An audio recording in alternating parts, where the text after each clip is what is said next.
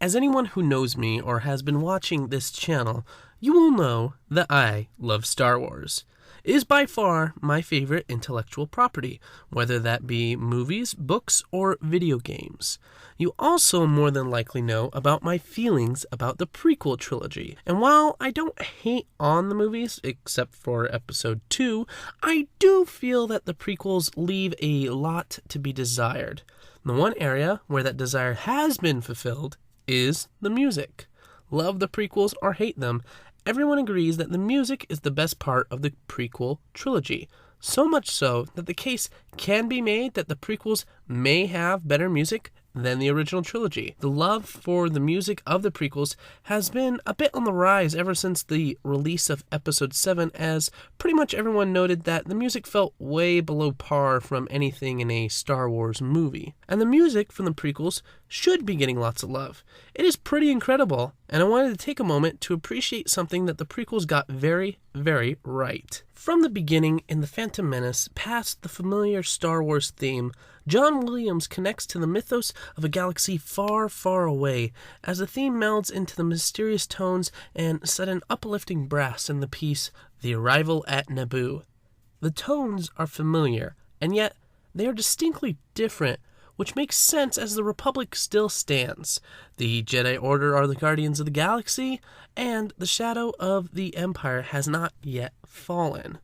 A frequent thing I have noted in John Williams' work in the prequels is the sense of otherworldliness. The feeling is strongly invoked in the listener, and it connects us to the world, even if all the things we hate about the prequels try to pull us away from what we love about Star Wars. One could make the case that the music is what saves the prequels from being unwatchable, as it conveys the story and emotion of the prequel trilogy so much better than the script and acting do.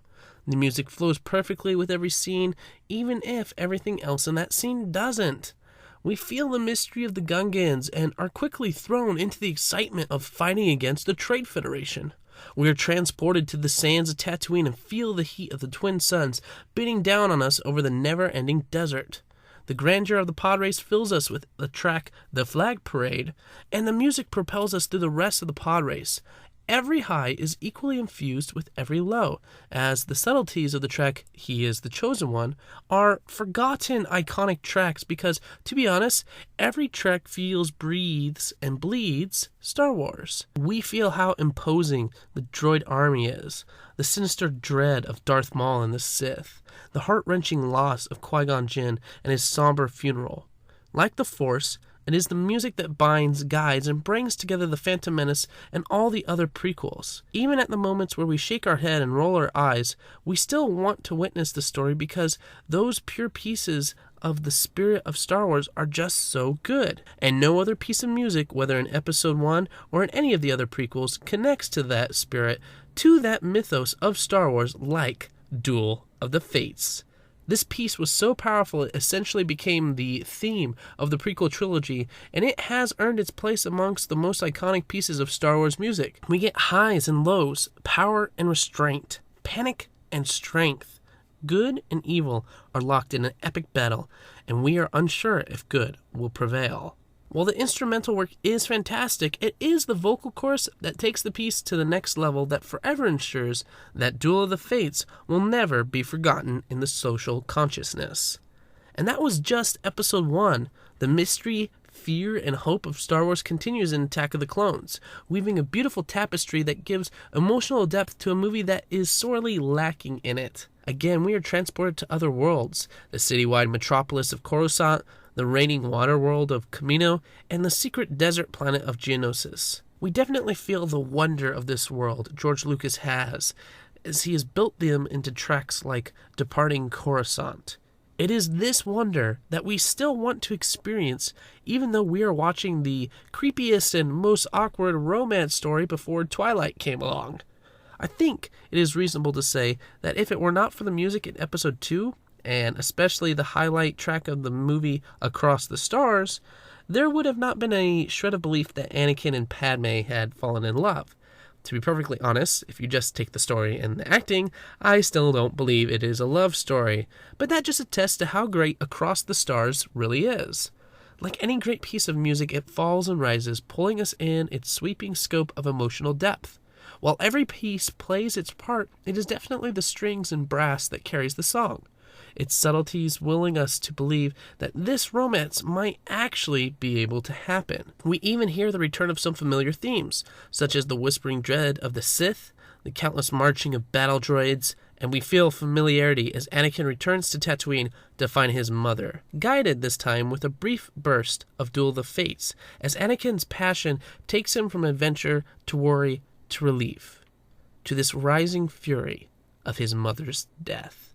And it is this one moment, ironically his darkest, where we really connect with Anakin for the first time as we imagine our own grief and rage of our mother being killed. We even hear the first tones of the familiar Imperial March as the dark side slowly begins its complete consumption of Anakin. And while the finale of Episode 2 is not nearly as emotional as The Phantom Menace was, the music gives a looming sense of dread that this is only the beginning of something far greater and terrible than the Battle of Geonosis. And that dread grows even larger with the expert use of the Imperial March at the end of the movie as Palpatine looks over the legions of clone troopers as the galaxy prepares for war. And that dread comes to completion in Episode 3 as we are thrust into the middle of the Clone Wars. Right away, we are given very dramatic and heavy music that almost sounds like a marching theme with the Revenge of the Sith medley track. We are in the middle of a war of an epic scale, and the music adequately reflects that. We feel the peril and gravity of the situation without having to ever once look at the screen. The music relays all of that information to us just by using sound and timing. This peril, dread, and gravity is continually fed to the listener as we meet a new menace in General Grievous. And while Lucas in the film obviously forgot to make General Grievous menacing, John Williams and his music clearly knew what sort of character Grievous was supposed to be. Blaring horns, eerie use of strings, and a steady and rising use of percussion all communicate that this is a being that will destroy you, even if all we have on the silver screen is Grievous running away. But Revenge of the Sith is not all dread and battle themes. We still see the softer and more menacing side of Star Wars with tracks like Anakin's Dream, where John Williams combines the comfort of a slower song with the menacing undertones of Anakin's looming fall to the dark side. In fact, one of the most beautiful songs in Revenge of the Sith is Anakin's Betrayal, as we listen to a lamenting chorus perfectly accompanying the morose orchestral piece. Also, the track Palpatine's Teachings may be the creepiest piece of Star Wars music composed, as its use of low, stretching tones, light string work, and a dash of the Imperial March gives it a shadowy, spectral feeling that is more akin to the nature of the dark side, as opposed to the sheer force and power we see and hear in the Empire. And who can forget Padme's ruminations?